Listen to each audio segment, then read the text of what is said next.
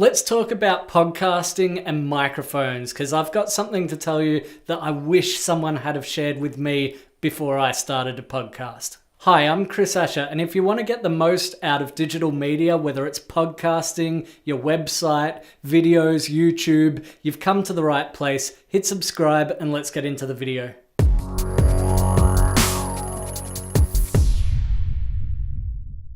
One of the biggest questions when starting a podcast is what kind of microphones am I going to use? There's two kinds of microphones you'll be looking at. There's condenser mics and dynamic mics. Let's start off talking about condenser microphones.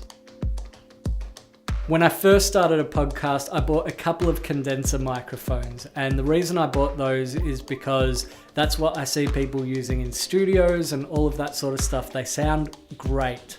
But really, they're not ideal for podcasting, especially if you've got more than one person. There are multiple reasons for this. The biggest one is audio bleed. Condenser microphones use phantom power to amplify the signal at the mic before it goes into your recording gear. And what that means is that it's a lot more sensitive and picks up basically all of the sound in the room. So if I'm talking into a condenser mic here, and someone's talking into a condenser mic just over there, this mic's going to pick up the other person's voice as well.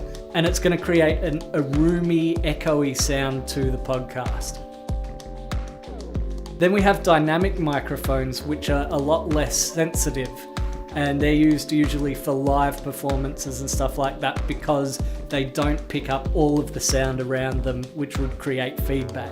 So with a dynamic mic, you have to talk a lot closer to it, but you're not likely to pick up the other people talking in the podcast. Another benefit of dynamic microphones for podcasting is just the price.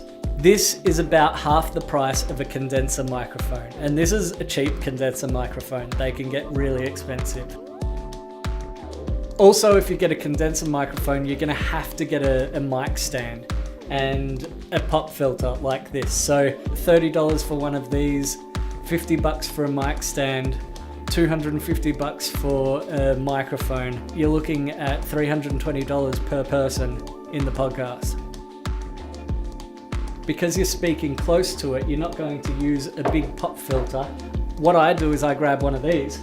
A nice colourful windscreen that's going to stop the pops and wind noises from your mouth, and they cost about, I think it was $10 for a 5-pack of these. You also actually don't need a mic stand with a dynamic mic, so that just makes life a whole lot easier.